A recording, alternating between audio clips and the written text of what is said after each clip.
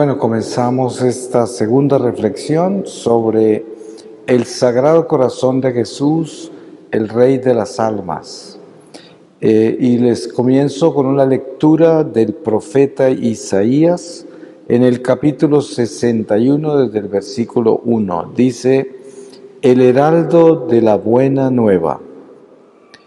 El Espíritu del Señor Dios está sobre mí, porque el Señor me ha ungido, me ha enviado para llevar la buena nueva a los pobres, a vendar los corazones rotos, a anunciar la redención a los cautivos y a los prisioneros la libertad, para anunciar el año de la gracia del Señor, el día de venganza de nuestro Dios, a consolar a los que hacen duelo, a restaurar a los que hacen duelo en Sión, dándoles diadema en vez de ceniza, óleo de gozo en vez de luto, manto de alabanza en vez de espíritu abatido, y se les llamará encinas de justicia, plantación del Señor para manifestar su gloria. Reconstruirán las antiguas ruinas, levantarán los primitivos restos, renovarán las ciudades devastadas, los lugares desolados desde siempre. Vendrán extranjeros que apacentarán vuestros rebaños, e hijos de forasteros serán vuestros labradores y vuestros viñadores. Pero vosotros seréis llamados sacerdotes del Señor. Os llamarán ministros de nuestro Dios. Comeréis de las riquezas de las naciones y os adornaréis de su gloria. En vez de oprobio redoblado y deshonra, el júbilo será su herencia. Palabra de Dios.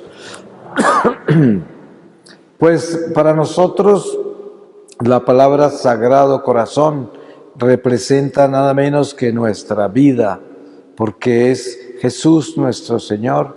Y cuando entendemos por qué razón Él se empeñó en revelarnos el corazón, sabemos que a través de toda la herencia que tenemos sagrada de las Escrituras, desde el principio de las Escrituras hasta el fin, siempre se menciona ese corazón espiritual, que lejos está de ser este corazón biológico de carne, sino que se habla es de ese corazón espiritual que es nuestro interior, que es nuestra alma, que es la vida nuestra, que es la que continúa, la que permanece, la que no es mortal. Ahí es donde está la vida y ahí es donde está el corazón. Por eso la palabra de Dios dice: ahí donde está tu tesoro, ahí está tu corazón. Y esta es una de las enseñanzas más importantes del Sagrado Corazón al pueblo escogido y a la humanidad, y es: asegúrate de que tengas claro tu tesoro, porque ahí donde está tu tesoro, ahí está tu corazón. Miren que en una oportunidad, recién que yo regresé a la iglesia católica ya en Los Ángeles, yo iba a una iglesia en el centro de Los Ángeles que está rodeada de indigentes. Entonces la iglesia tiene guardias de seguridad y todos los atrios y todos los lugares fueron invadidos por indigentes.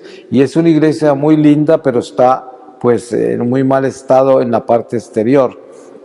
Y había una persona ahí en especial que yo siempre encontraba parada al lado de la puerta por donde se podía entrar. Yo iba siempre a la Eucaristía por la mañana temprano, y este señor sí era un indigente que estaba ahí parado, porque de ahí podía ver adentro la lámpara del Santísimo. Eso es lo que me contó él cuando ya llegué a conocerlo un poco más. Y siempre estaba parado ahí. Entonces él me decía: a mí no me dejan entrar acá porque yo estoy muy sucio, huelo mal, yo soy un indigente, y aquí en esta iglesia no me reciben, y en ninguna otra iglesia, pero yo acá siempre con esa lámpara sé que estoy ahí con el Señor. Y bueno, pues esto es lo que él me comunicaba. Yo en esos días que estaba recién de regreso en la iglesia, pues no estaba tan profundo en entender una realidad como la de este hombre. Pero pasó un tiempo largo, como más de un año, y un día llegué y pasaron varios días que iba y no lo veía. Entonces le pregunté al Señor por él y me dijo, no sé, yo no lo he vuelto a ver. Entonces me entré a la iglesia y estando en la iglesia, antes de que comenzara la Eucaristía, lo vi pasar por el frente mío hacia la capilla. Y yo dije, ¿y cómo lo dejaron entrar ahora, no? Y me di cuenta que el vigilante estaba tranquilo en la puerta y no es que éste se hubiese metido así de sorpresa. Entonces yo dije, qué alegría que lo hayan finalmente dejado entrar. Bueno, cuando termina la Eucaristía salí y le pregunté al vigilante, finalmente dejaron entrar a este señor que siempre estaba acá. Y dijo, ¿dejaron entrar a dónde? Yo dije, pues al Santísimo. Y dijo, no, me contaron hace poco que este señor murió hace como 2 meses. Te dije, entonces yo quedé en silencio, lo miré a él y no le dije nada de que yo lo acababa de ver entrar, porque no me hubiera entendido. Pero después de eso, yo conocí a otras personas de la iglesia y me contaron este misterio de este hombre que sabía que su casa espiritual era ese sagrario y que cuando él muriera seguramente iba a llegar ahí, a ese sagrario. Y entonces más adelante, ya cuando yo comencé mi vida misionera, el Señor comenzó a mostrarme la parroquia, el sagrario, el tabernáculo y la relación militar con el tabernáculo. ¿Cómo es que nosotros, estando completamente vinculados místicamente con la Eucaristía, estamos en batalla espiritual contra el mal, pero estamos unidos a ese tabernáculo de nuestra parroquia? Es muy importante, según lo que yo he podido entender del Señor, el pertenecer, el tener una parroquia. Hay gente que no puede por circunstancias de la vida, y eso no es un pecado. Simplemente estoy hablando de lo que es un orden militar espiritual, de lo que es una iglesia militante, consciente de la batalla espiritual en que estamos. Entonces, si una persona está vinculada a una parroquia, entonces su casa espiritual es ese sagrario. Cuando uno tiene como casa espiritual el sagrario, esa es su casa espiritual y además ese es su tesoro, el sagrario. Entonces, ¿qué sucede cuando la persona muere? Ahí donde está tu tesoro, ahí está tu corazón. El alma se va directa al tabernáculo a donde pertenece. Entonces, ¿se imaginan ustedes la fortaleza que hay en una persona que al separarse de su cuerpo, que es la batalla espiritual más terrible que vamos a tener cada uno de nosotros? Si nosotros supiéramos lo que nos espera en el momento en que el alma se desprende del cuerpo y entra en las tinieblas de este mundo y tiene que salir de la oscuridad hacia la luz, y muchas almas no salen con la luz suficiente para salir de las tinieblas. Entonces, si una persona vivió esta vida con ese tesoro que es la Eucaristía, el sagrario, y ahí tiene a su Señor, y es lo más importante de su vida, en el momento que sale del cuerpo se va directamente hacia su tesoro, hacia el Señor, y se encuentra nada menos que con el Señor, que de todas maneras el alma se iba a encontrar, porque todo el que muere aparece inmediatamente ante el tribunal de Jesucristo, que es nuestro juez.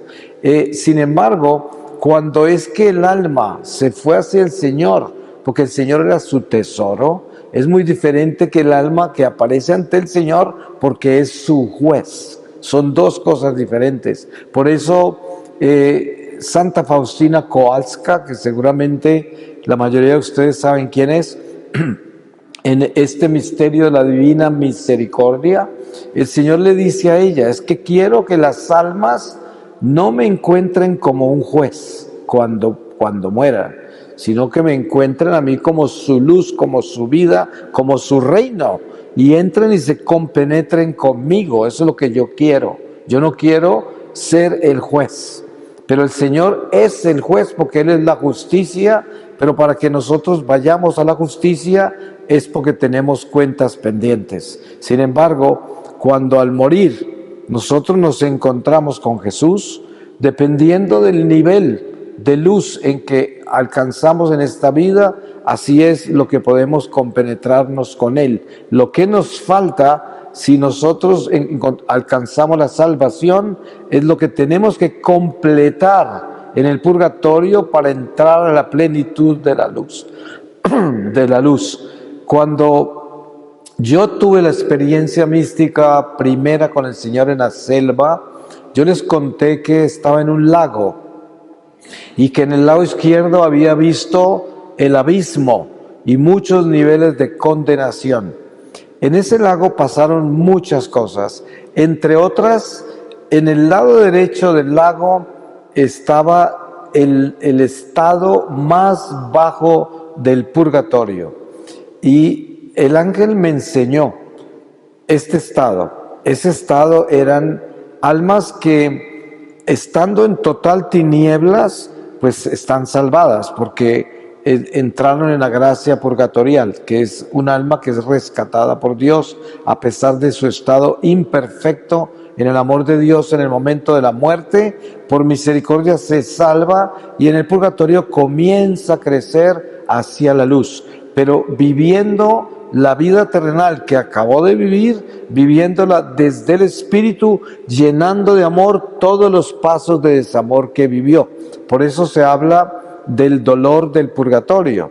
Y el dolor del purgatorio es como el dolor que yo les narraba a ustedes del dolor de mi conciencia. Precisamente eso es lo que es el dolor del purgatorio. Les voy a dar un ejemplo. Supongamos que usted está aquí en esta iglesia y usted en esta iglesia tiene un acto de desamor cualquiera. Ustedes sabrán, ustedes se pueden imaginar fácilmente un acto de desamor. Por ejemplo, que usted esté molesto con una persona que está acá y no la quiera, la rechace, inclusive tenga malos sentimientos hacia esa persona. Ese es un acto de desamor y queda presente en su vida si usted no lo soluciona, si usted no lo define en sí. Si usted le queda eso marcado en su conciencia y en su alma, porque no lo define, no lo organiza hacia el amor, le queda en el desamor. Entonces, el purgatorio está hecho de todos los actos de desamor de nuestra vida. Por eso, el sacramento de la confesión y las buenas obras, las obras de caridad, el espíritu de servicio al prójimo, el amor. Miren ustedes que usted puede ir caminando por las calles de esta ciudad, entre extraños, y usted puede tener en su corazón unos sentimientos de amor hacia los desconocidos, hacia la gente que lo cruza. Todo eso está en la economía de su alma. Cada acto de amor, cada sentimiento que tiene. Usted amó a esta señora, a este niño, a este anciano, a esta persona que pasó. Simplemente tiene amor por ellos, no los rechaza, no los juzga, sino que les da amor, y todo esto le enriquece su alma. Pero al mismo tiempo, en el lado opuesto, si usted se desplaza entre la gente, entre los extraños, y se desplaza en desamor, porque rechaza, odia, discrimina, selecciona, todo esto son actos de desamor, y en la economía del alma esto le queda marcado, a no ser de que usted entre en una vida sacramental y comience a reparar su vida y comience a llenar de amor su vida, y el Señor le perdona todo su pasado y usted comienza una vida nueva. Precisamente por eso es que hablamos de la conversión del corazón, que es el regreso a la luz, el regreso a la gracia, y tenemos la oportunidad de rescatar todo lo que se perdió. Yo todos los días le pido al Señor que me dé la oportunidad de llenar de amor todo el desamor que yo viví por tantísimos años. Y esto da en sí un celo por continuar viviendo para vivir en el amor de Dios. Yo cuando me levanto por la mañana, le ruego al Señor, Señor, no permitas que yo dé un paso de este lecho hacia ningún lado si no los doy con tu amor. No quiero caminar sin amor. No permitas que lo haga. Y claro, no todas las veces lo logramos, porque somos humanos imperfectos, pecadores, y cuántos errores no cometemos, muchos, y son dolorosos, pero precisamente por eso el don maravilloso del sacramento de la confesión. Entonces, cuando hablamos del Sagrado Corazón de Jesús y las revelaciones de este Sagrado Corazón de Jesús, que sabemos que es el Rey de las almas, ustedes saben lo que significa eso. Nosotros nacemos en este mundo. Cuando descubrimos que nosotros hemos sido bautizados en esta iglesia, mucha gente se rebela y siente que se le impusieron, como ustedes saben que hay gente que vive con ese tipo de ideas o ideologías. Pero cuando usted es una persona que entiende el don que representa el bautismo y representa que fue escogido, usted comienza a descubrir la iglesia. Hay gente que se queda en un estado primitivo de lo que es descubrir la iglesia, otros que crecen un poco más, otros que verdaderamente se unen al espíritu místico de la iglesia, lo cual es el más inmenso beneficio para el día que el Señor lo llame. Pero cada uno de nosotros caminamos de acuerdo a las decisiones que tomamos, porque el Señor no interfiere en nuestra voluntad humana, a todos nos hace libres. Por eso el santo dice, Dios que te creó sin ti, no te puede salvar sin ti. Por eso San Pablo dice que cada uno de nosotros tiene que correr la carrera de la salvación. Nosotros tenemos que correr con nuestra voluntad, tomando decisiones si nos queremos salvar o no, o si queremos darle el señorío a las fuerzas de este mundo, a la inteligencia humana, a lo que concebimos nosotros con nuestra mente, sentidos, instintos, razón, y si vivimos en esa forma primitiva, que aparentemente es algo ilustre en este mundo terrenal y en la vida natural, podemos quedar simplemente atrapados en este mundo en el momento de la muerte.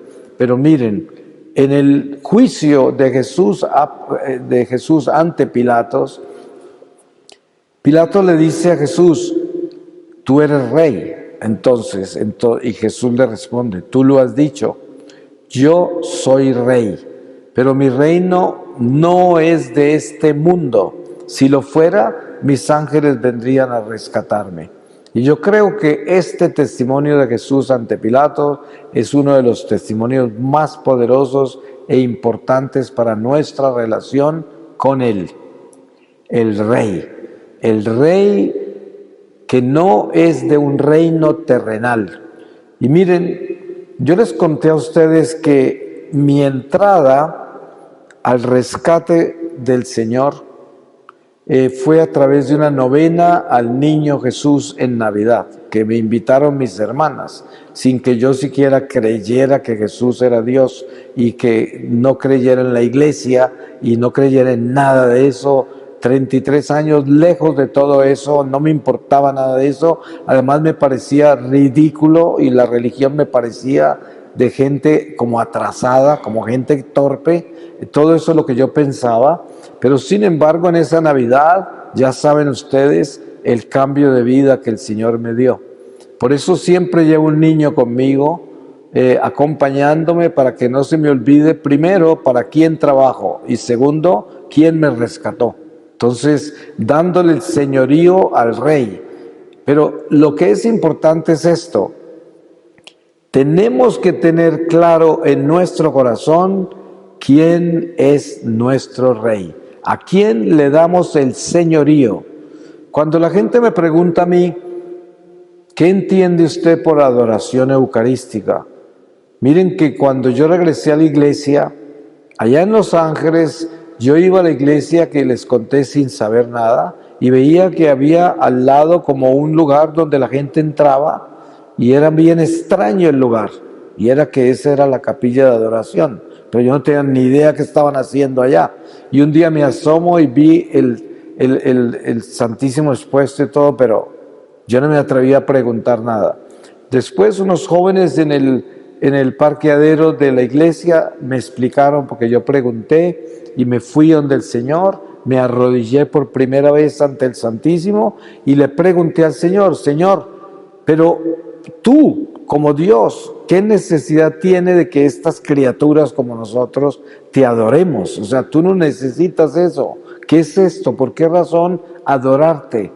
Y ahí es cuando me muestra Él lo que es la muerte del pecado, la idolatría. Entonces dice: la razón por la cual yo quiero que me adores es porque yo soy el único Dios, no hay otro Dios. Y si tú me adoras a mí, te exorcizas de todos tus dioses falsos. Por eso cuando estás en mi presencia, estás ante el Dios verdadero. Y quiero que me des el señorío para que no tengas otros dioses, porque los otros dioses te destruirán. En cambio, yo te construiré para siempre. Te daré vida eterna. Y por eso quiero que permanezcas en mi presencia y que esta hostia represente para ti la entrada a la vida eterna, porque este es el sol que brilla desde lo alto. Y esto para mí fue algo tan increíblemente poderoso que yo desde ese día nunca más me desprendí de esa relación con el Señor eucarístico, de ese entendimiento de lo que es ese Sagrado Corazón que palpita en esa Eucaristía. Ustedes saben que tenemos muchos misterios, milagros eucarísticos, y siempre todo milagro eucarístico termina en que esa hostia se convirtió en carne, y esa carne es parte de el corazón del Señor. Es siempre. Entonces, ahí encontramos esa enseñanza de lo que es el corazón. Pero ustedes saben que Dios es espíritu. El diálogo que tiene Jesús con la samaritana en el pozo de Jacob, pasa algo muy importante. La samaritana se queja ante Jesús de que los judíos decían que solo en el templo de Jerusalén se puede adorar a Dios, pero a ellos Jacob les enseñó que podían adorar a Dios en esas montañas, allá al lado de ese pozo. Y Jesús dice: llegará el día en que ni en el templo de Jerusalén ni en estos montes adorarán a Dios, porque lo adorarán en espíritu y en verdad. Y esto es algo que debe estar muy claro sobre lo que significa el Sagrado Corazón y por qué el Señor aparece con ese corazón y quiere que nosotros entendamos qué es lo que nos está mostrando. Y lo que Él nos está mostrando en ese corazón es su reino. Por eso es que cuando Jesús aparece entre los judíos, habla de la circuncisión del corazón. Ustedes saben que toda esta escuela que empieza con Abraham hacia la encarnación de Jesús, empieza en forma humana, plenamente natural. El Señor les enseña a ser personas de bien y les enseña a hacer sacrificios, holocaustos, a ofrecer sangre de animales. Todo esto les enseña el Señor para preparar un pueblo para llegar al sacrificio del Mesías, la sangre del Salvador. Es toda una escuela de siglos. Y entonces, dentro de toda esa enseñanza, aparece la gracia extraordinaria de la presencia de ese corazón sagrado de Jesús, que es la circuncisión del corazón. En Abraham, Dios le pide la circuncisión en la carne, y por eso todos los judíos varones se circuncidaban, y era un sacrificio con sangre. Al mismo Jesús de niño los circuncidaron. Entonces, después de esa sangre que se derrama en esa forma, aparece la sangre de la cruz, que es la sangre de Jesús, y ya no se necesita ninguno otro sacrificio. Y Él habló de la circuncisión del corazón y ya no de la carne. ¿Y cuál es la circuncisión del corazón? Pues esa conversión del corazón. Cuando yo les compartí mi testimonio hace un rato, les compartí lo que se llamó el llamado, el rescate que hizo el Señor a mi alma para que entrara a la luz de su reino y dejara el reino de las tinieblas. Entonces, a partir de entonces estoy caminando hacia esa luz. Yo le digo a la gente, miren, hay gente que me pregunta, ¿cuándo fue que usted se convirtió? Y yo digo, no, no es así. No es cuándo fue que me convertí, sino que es cuando comencé a convertirme. Porque todos los días nos levantamos a convertirnos, todos los días. Porque todos los días es una batalla espiritual entre el bien y el mal. Y hay días que nos va bien, hay días que nos va mal, hay días que son regulares. Y todo esto me refiero es al amor. Hay días en que amamos bien, hay días en que no amamos. Y por eso el corazón tiene esta batalla y este navegar por dentro de estas aguas turbulentas de una vida que fluye entre el bien y el mal. Y no tenemos escapatoria de eso. Hay mucha gente que me dice, ¿por qué será que a veces voy a comulgar y ya en la fila de la comunión me llegan todos estos pensamientos espantosos, blasfemos o quién sabe qué, o sucios, vulgares, y yo eso no lo he llamado, eso no lo quiero, pero lo tengo en mi mente? Y yo digo, bueno, yo escuché de una santa, Santa Teresa, que dijo algo que me hizo reír en principio, pero es demasiado profundo, que dijo, la loca de la casa es la mente. Eso es precioso, porque es verdad. ¿Y qué es lo que sucede?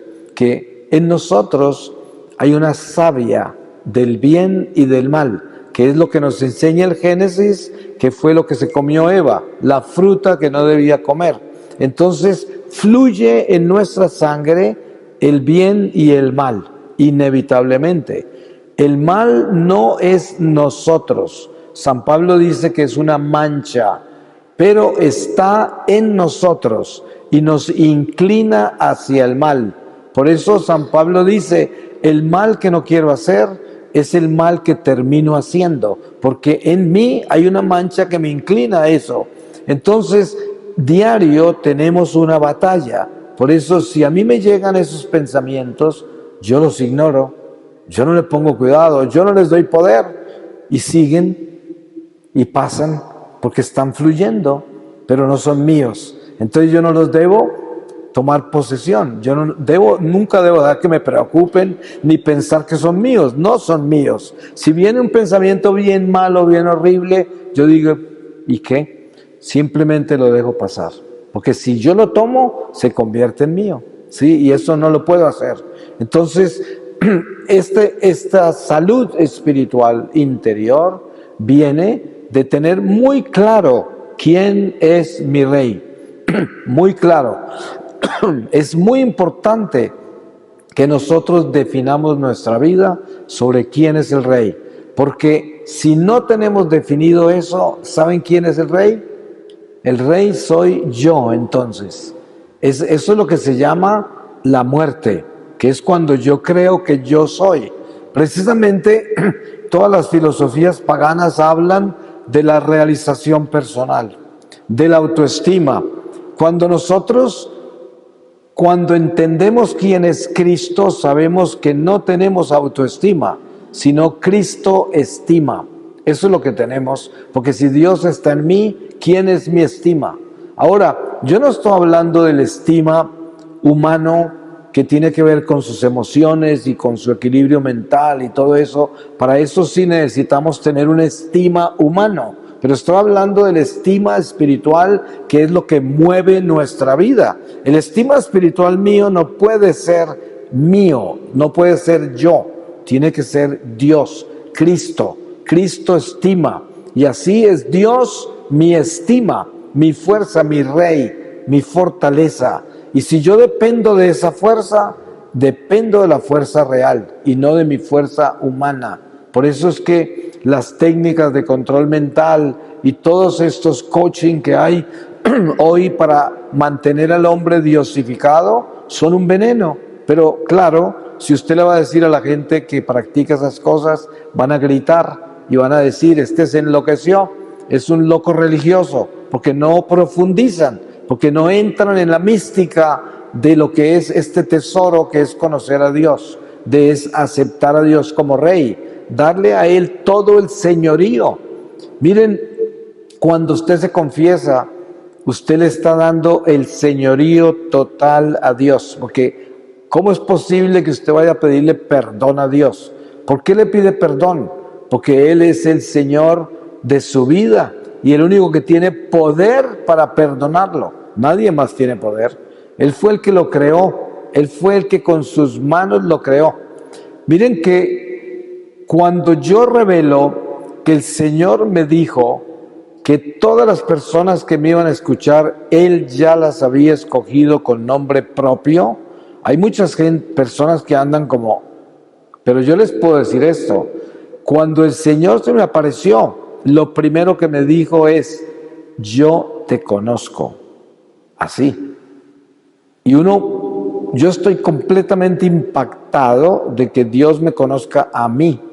Y es que la respuesta de Él es muy sencilla, es porque yo te creé y yo te hice con mis propias manos.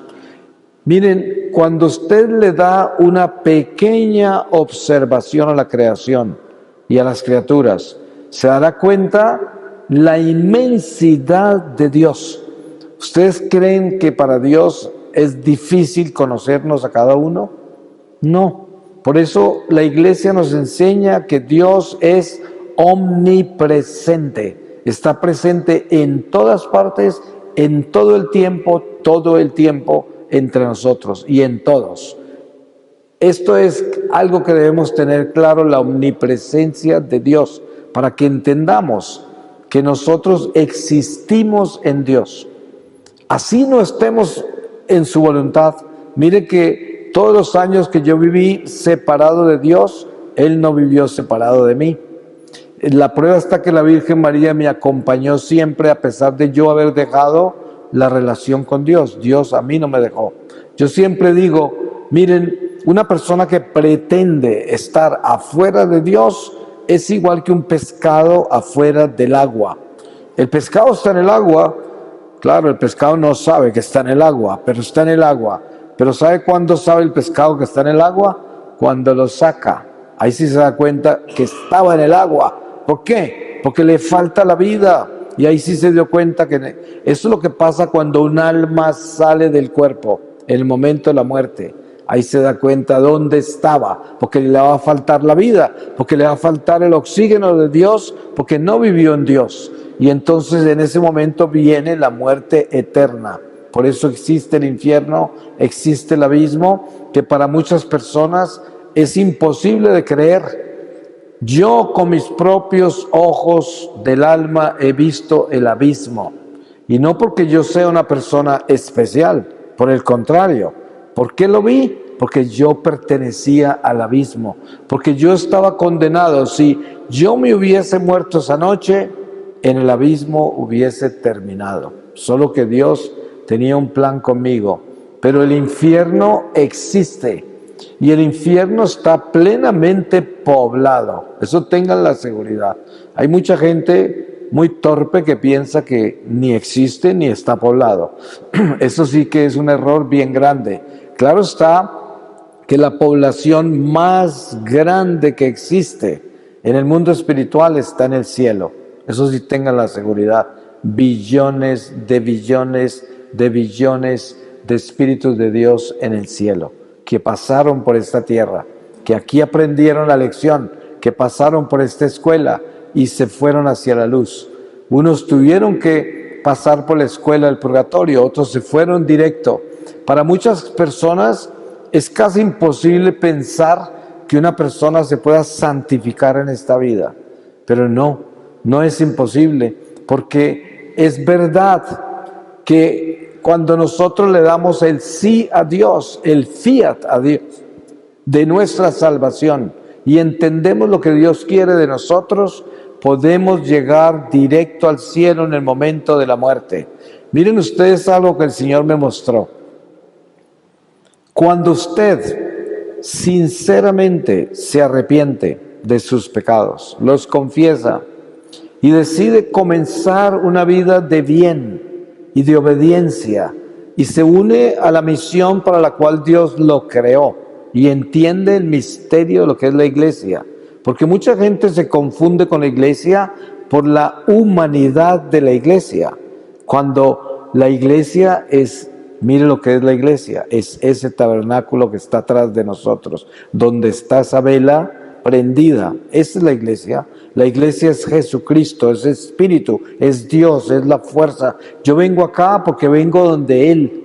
Yo no vengo acá a escandalizarme con el católico hipócrita o el vanidoso o el pretencioso o el que es violento o el que no me quiere. A mí no, eso no tiene por qué importarme a mí. Cada cual tiene su responsabilidad, cada cual hace lo que quiera hacer con su vida, y si lo quiere hacer dentro de la iglesia, pues miren a Judas Iscariote, él hizo todo dentro de la comunidad de apóstoles y eso fue Judas. Pero nosotros pertenecemos a una iglesia que es espíritu y que es el Espíritu de Dios.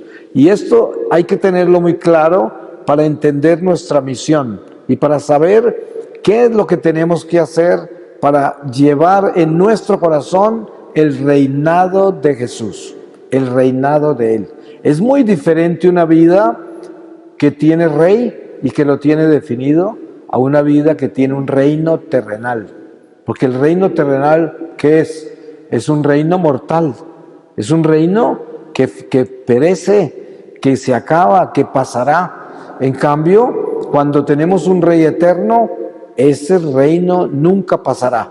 Y esto es lo que debemos entender como el señorío a Jesús. Ustedes se imaginan, pónganse a pensar en esto, para que vean ustedes las cosas que Dios hace con la iglesia.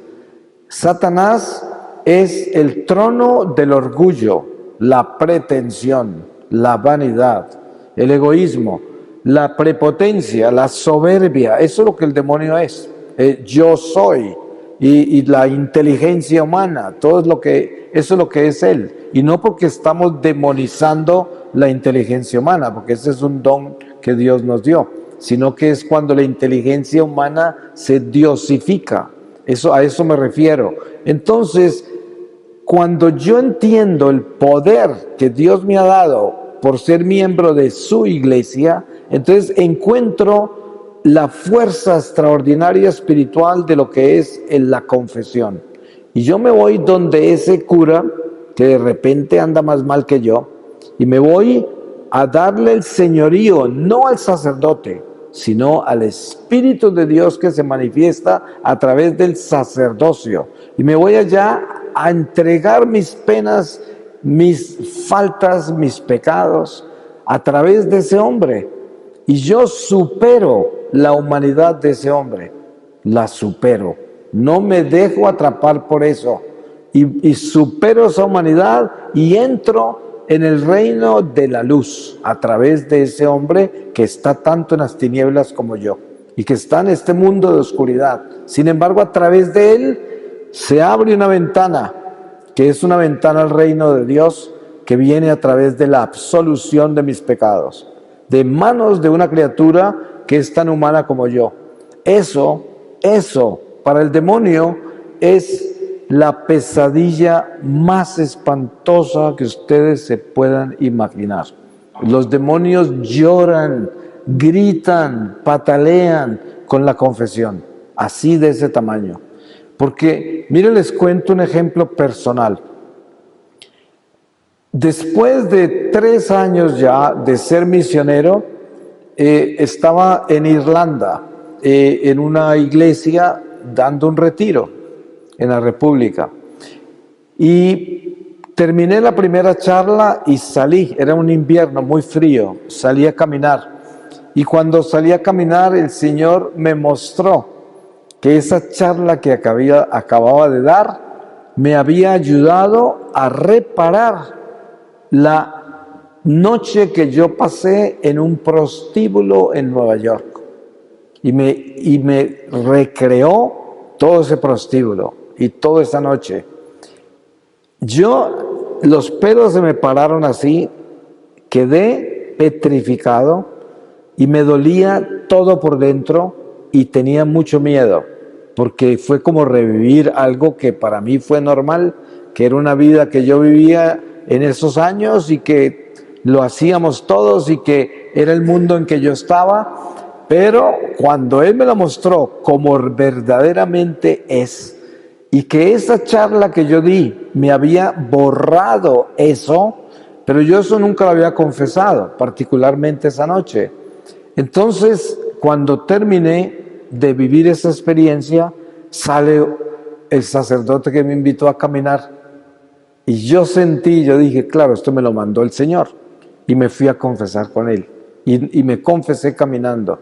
Cuando llegamos a un árbol muy grande que había, como un sauce inmenso, al lado de que no tenía hojas, era en invierno, al lado de la iglesia, en ese momento, en vez de la tierra del árbol ahí, fue un abismo inmenso hacia abajo. Y el sacerdote estaba preparándose para darme la absolución. Y abajo lo que oía eran golpes como los de los cascos de un toro, así, así, desesperados. Y entre más se acercaba la absolución del Padre, más rápido los cascos, así. Hasta el punto que después, en un momento dado, pude tener la visión de la babasa que salía del toro y de la ira y de los golpes, y se volvió rapidísimo eso, casi como si fuera una ametralladora, ¿no? Así.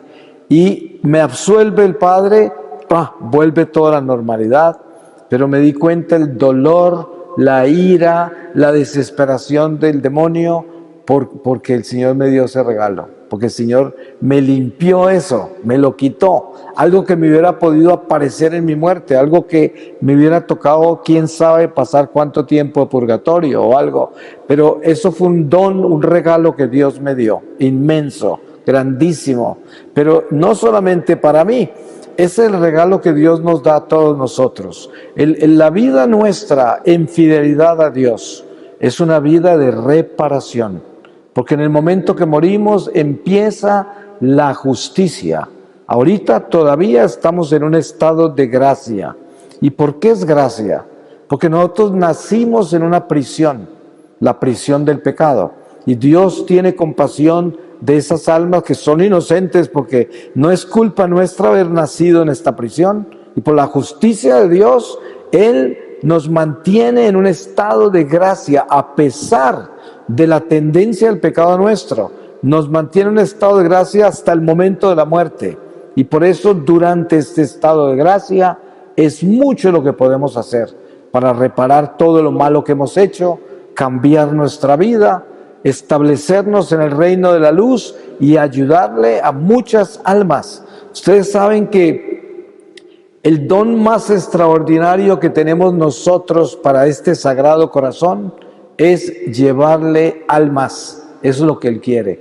Ustedes saben que una de las palabras que pronunció Jesús en su agonía en la cruz es: tengo sed. El sentido común diría, denle agua al Señor. Pero no, Él no tenía sed de agua, tenía sed de almas. Y por eso le dijo a los apóstoles, los voy a convertir en pescadores de hombres, pescadores de almas. Entonces, en nuestra vida, el encuentro real con Jesucristo, con el Espíritu Santo en nuestra misión como católicos es las almas. Eso es lo que debe ser. Tener un celo en nosotros para que la gente tenga luz, para que se le despierte su conciencia, para que entre en el reino, para que se dé cuenta que ese es nuestro destino, que este mundo es pasajero, que ya se va a acabar. Hay mucha gente que me pregunta, ¿usted me podría recomendar un retiro que conozca para yo irme a hacer un retiro especial? Y yo les digo, les voy a recomendar el mejor retiro de todos, un funeral. Ese es el mejor retiro. No hay un retiro más perfecto que ir al funeral de alguien que usted conocía, o aún que no lo conociera, pero sobre todo el que conocía, porque ahí está la campana, y esa campana está sonando en ese funeral, y esa campana le dice a usted, usted es el próximo, ¿no? ¿Qué voz habla en un funeral? La voz que habla en un funeral es, se murió su tío, ¿y a usted qué le va a pasar? Usted también se va a morir y va a estar ahí, en ese ataúd, igual. ¿Y qué estás haciendo al respecto? ¿Te estás preparando? Y entonces, ese es un retiro espiritual, porque eso sí tiene profundidad. Porque usted puede ir a un retiro espiritual y hay talleres de esto y talleres de aquello, y todo es muy bueno y todo es bien poderoso, claro, todo eso sirve. Pero si uno no llega a la profundidad de la trascendencia de lo que es el paso de esta vida a la otra, no llegó a nada. Porque los retiros y la religión y la religiosidad lo pueden convertir a usted en una persona netamente religiosa, pero no espiritual. Porque ser espiritual no es ser religioso. Hay gente muy rezandera y hay gente que vive de retiro en retiro y de peregrinación en peregrinación, y no hay nada malo con esas cosas, pero si eso es solo religión, ahí no hay nada. Eso no lo va a salvar a usted. Eso no le va a dar luz para trascender este mundo al otro con luz, no. Por eso hay que entrar en el Espíritu, hay que entrar en Él, entrar en el Espíritu de Dios, que es la luz, el amor, y entender que nosotros somos seres hechos por el amor de Dios, y por lo tanto para tener vida y vida en abundancia, vida eterna, tenemos que convertirnos en ese amor. Y tenemos que aprender a odiar el desamor, a odiarlo, a despreciarlo, a detestarlo. Entonces, ¿qué hace Dios en su justicia divina con relación al trabajo nuestro por la santidad?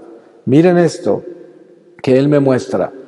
Yo en un momento dado estaba un poco, o no, muy preocupado, porque dije, Dios mío, necesitaría 100 años más para poder solucionar todo lo que tengo pendiente. Pero entonces el Señor me reveló en un santuario también de Irlanda que se llama Knock, que es una aparición muy especial de la Virgen, me reveló que la intención del corazón tiene una fuerza extraordinaria. Por ejemplo, si yo sinceramente quiero superar un mal que hay en mí, un pecado, y lo quiero superar, y de verdad detesto ese pecado, pero ese pecado lo continúo confesando porque es un pecado que me tumba, y por mucho que yo luche me sigue tumbando. Sin embargo, Dios sabe que yo detesto ese pecado y que lo quiero fuera de mi vida. Si yo me muero así, ante el tribunal del Señor, el Señor sabía que yo no quería ese pecado en mi vida y por lo tanto me completa lo que me faltaba. O sea que ese pecado no tiene purgatorio porque yo no lo quería, yo lo detestaba. Y la prueba está en algo que San Pablo escribió que dice, 3 veces le pedí al Señor que me quitara un aguijón de la carne, que parecía un demonio que Satanás había enviado directamente de los infiernos a atormentarme. Y el Señor le respondió, mi gracia te basta, yo me glorifico en tu debilidad. Y esta es una revelación demasiado importante porque uno se da cuenta que el Señor no curó a San Pablo de ese aguijón. Y San Pablo agrega más adelante que no lo curó porque lo quería humilde, lo quería que él no fuera el superapóstol que no tenía defectos porque hubiera perdido la caridad, lo mantuvo así. Pero miren que como San Pablo estaba tan atormentado con ese pecado, con ese defecto, con lo que fuera, que él no lo explica, pero era en la carne, para Dios era suficiente que San Pablo lo detestara en esa forma. Y esto es lo que debemos tener en cuenta.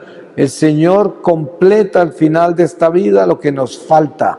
Y esto nos debe dar mucha esperanza. Lo que pasa es que tenemos que estar seguros de que somos sinceros, de que verdaderamente eso es lo que queremos. Porque muchas veces la gente se confiesa y sabe que voluntariamente va a cometer ese pecado otra vez.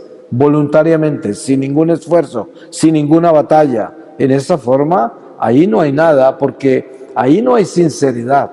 Esa es una confesión tibia, y esta tibieza es muy peligrosa porque Dios la detesta. Tenemos que ser muy sinceros. Ahora, cuando podemos concluir, aunque esto jamás se podrá concluir, reflexionar sobre el poder más grande de Dios, que es su corazón, porque es su amor. Siempre en los místicos de la iglesia le podrán revelar a usted, a través de todo lo que nos han dejado, cómo Jesús siempre dice: aquí te tengo, aquí estás en mi corazón, aquí te tengo, tú eres mío, yo te he escogido, estás en mi corazón. Esto 1000 veces lo ha dicho el Señor, 1.000.000 de veces, a tantos místicos de la iglesia. Y por eso, teniendo eso claro, nos damos cuenta que Dios nos ama, Dios nos conoce, Dios nos escogió, y que nosotros debemos despertarnos a eso. Voy a terminar con una lectura de la palabra y les leo a ustedes de la epístola a los Romanos, capítulo 7, desde el versículo 14. La lucha interior. Sabemos que la ley es espiritual, pero yo soy carnal, vendido como esclavo al pecado, porque no logro entender lo que hago, pues lo que quiero no lo hago, y en cambio lo que detesto lo hago. Y si hago precisamente lo que no quiero, reconozco que la ley es buena. Pues ahora no soy yo quien hace esto, sino el pecado que habita en mí. Porque sé que en mí, es decir, en mi carne, no habita el bien, pues querer el bien está a mi alcance, pero ponerlo por obra no, porque no hago el bien que quiero, sino el mal que no quiero. Y si yo hago lo que no quiero, no soy yo quien lo realiza, sino el pecado que habita en mí. Así pues, al querer yo hacer el bien, encuentro esta ley, que el mal está en mí, pues me complazco en la ley de Dios según el hombre interior, pero veo otra ley en mis miembros, que lucha contra la ley de mi espíritu y me esclaviza bajo la ley del pecado que está en mis miembros. Infeliz de mí, ¿quién me librará de este cuerpo de muerte? Gracias sean dadas a Dios por Jesucristo, Señor nuestro. Así pues, yo mismo sirvo con el espíritu a la ley de Dios, pero con la carne a la ley del pecado. Palabra de Dios. Pues miren cómo es el Espíritu Santo de puntual, porque eso es lo que estamos hablando, y yo nunca escojo estas lecturas. Por lo tanto, pues el Señor sí es muy claro en lo que es su misericordia de conocer nuestra miseria, y por eso nuestra miseria no nos debe acomplejar, nuestra miseria no nos debe hacer indignos de Dios. Por el contrario, debemos acordarnos que Dios se glorifica en nuestra miseria. Eso no quiere decir que entonces vamos a dejar que reinemos en la miseria, sino de que no nos atormentemos por la miseria, pero no le hagamos culto a ella, para que la miseria no destruya nuestra vida. Pero nunca pensemos que esa miseria que sentimos de nosotros, que habita en nosotros, es nosotros, sino que habita en nosotros, y tenemos que tener cuidado de no convertirnos en esa miseria. Amén.